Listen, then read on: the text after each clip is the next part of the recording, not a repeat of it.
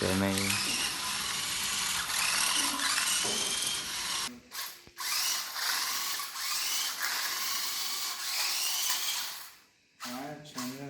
Direkt aklı yine bandekin.